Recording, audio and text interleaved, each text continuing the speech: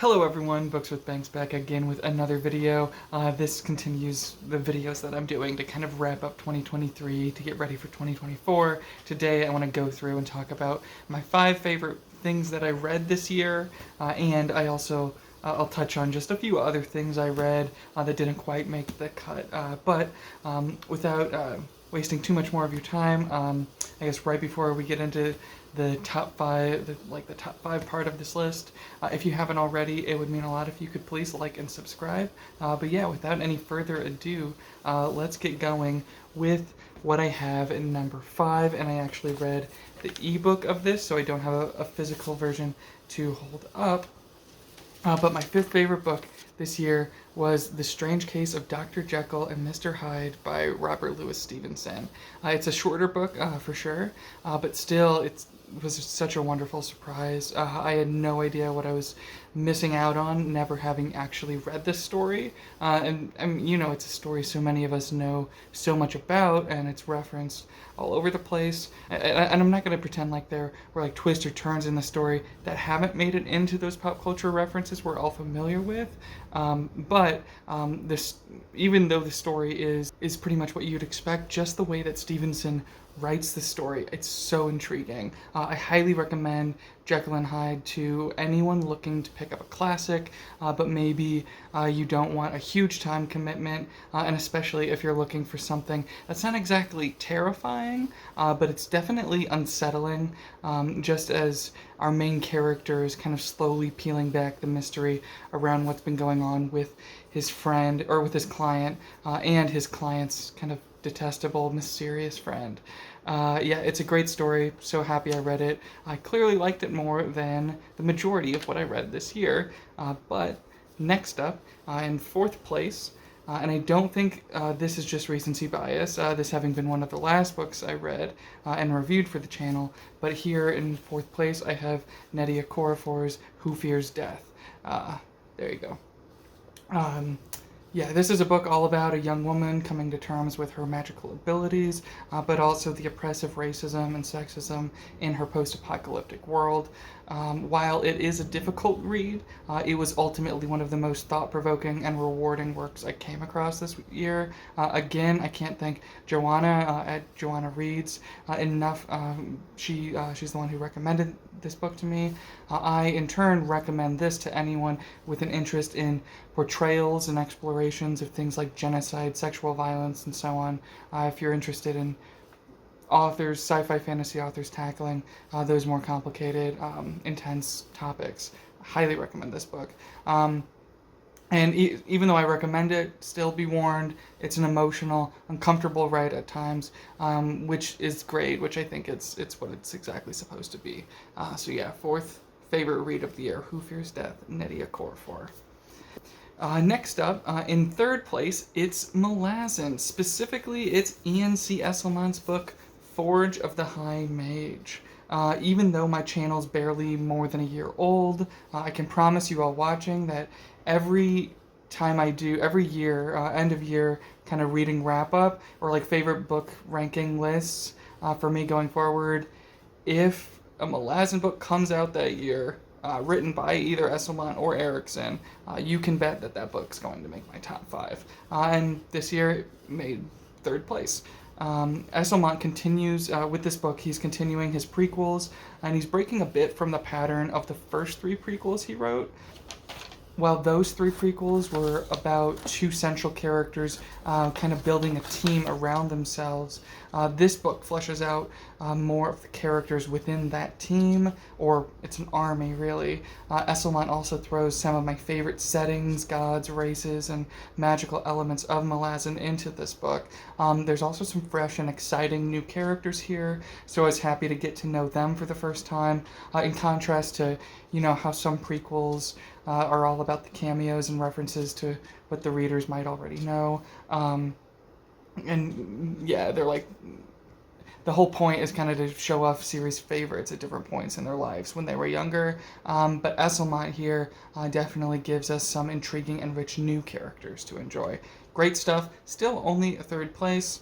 And kind of between third and second place. I should note here that if I was doing multiples of the same author or same series, another book would kind of be between Forge of the High Mage and what I have in second, but because I don't want to double up on any one author or any one series, this one is third place, and what I have next is second.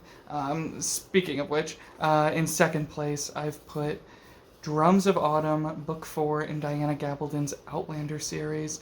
Even though I'm sad that I haven't started the 5th book yet, all of my enjoyment and excitement I got out of this one has honestly only gotten me more and more excited to jump into Book 5 as the last few months or so have gone along.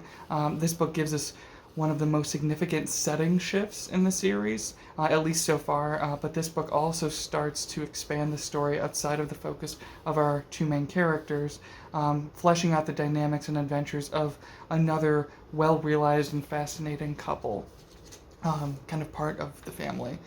The new setting in this book gives Gabaldon a chance to really flex how much painstaking research she puts into the historical side of these historical fiction epics. The whole time travel element is pretty important in this one again, and it's just really great kind of settling in with these characters, getting more and more used to them. It's cozy at the slower parts, but so satisfying and compelling when the action ramps up. It's not my favorite Gabaldon book, but I think it might be my second favorite of hers. So yeah, Drums of Autumn, an easy second place. And then in first, last but certainly not least, in fact, because of this list, best, instead of least, I have in first place Janny Wirt's third novel in her Wars of Light and Shadow series. This one is Warhost of Vastmark.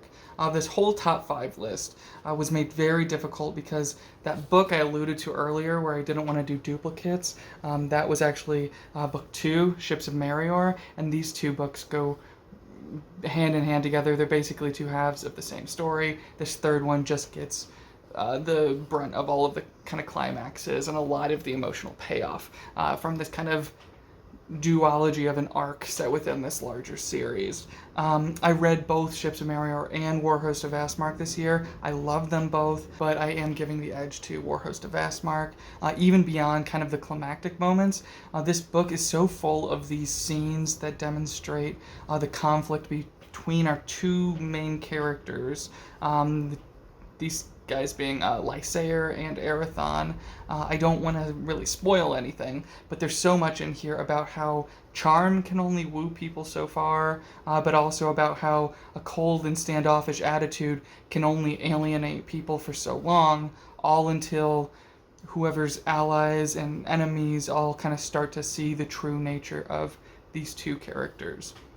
And there's so much about kind of like propaganda and crafting a heroic narrative to create this like noble cause to go to war. Just brilliant stuff, and I love how Wirtz explores it. And I'm currently reading the 4th book, and I'm loving that one too. But yes, of the 15 or so novels, 5 plays, couple collections of short fiction, poetry, some manga, out of everything I read this year, first place has to go to Janny Wirtz, and this time I had to give it to Warhost of Vastmark. And who knows, I could very likely see a repeat scenario like this happening next year with a later book in the same series, also getting the first place prize then. So thank you to all the brilliant authors I read this year. A few quick shout outs to other books and other authors that also that almost made the list that I considered throwing in there. First, I want to talk about Single Bound, Krypton Nights and Amazon Days. This is a great collection of Brian Dietrich's poetry, all about two of DC's most famous superheroes. I also want to shout out The Way of Adan, the first book in Philip Chase's Adan trilogy. It was so close to being on the list, but didn't quite make the cut. For those who haven't read it, I'd say it plays out like a great classic fantasy that slowly unravels into something more gritty and more thought-provoking as you get more and more into the specifics of the religion and more towards especially the battle scenes near the end. I'm excited to read the second book pretty soon here. I also wanted to shout out The Tempest as my favorite Shakespeare play I read this year. I read 5 of the Bard's plays this year for the first time, and I reread Richard III. So 6 total, 5 were, it was my first time with the play. Tempest was one of those. Since I spent so much time with Shakespeare in 2023, I did want to mention one of the plays. I figured I'd mention The Tempest, as it was my favorite of the new stuff that I read. Yeah. And last but not least, a lot of my reading this year has come from recommendations from my fiance, and so I wanted to shout out some books that she's recommended, some of my favorite things that she's recommended for me. So first, Daisy Jones and the Six by Taylor Jenkins Reid. This is a great kind of lost rock group of the 70s, Where Are They Now, oral history type of novel. It's super unique and kind of fun to read, but also kind of explores the gender aspect of rock groups, kind of hippie rock groups from the late 60s, 70s, in that time period. So just really, really fascinating. Read this, watched the adaptation. The adaptation's really good. This is probably my favorite book that Jen, my fiance, recommended I read this year.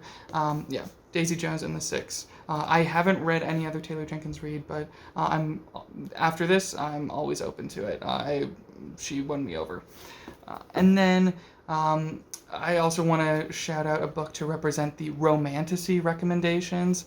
I've read the first 4 of Sarah J. Maas's ACOTAR series now, and I think book 2, A Court of Mist and Fury, is still my favorite, though the 3rd book would be vying for that spot, if not for some truly mind-boggling, weird decisions in some of the final scenes. But, no spoilers, but yeah.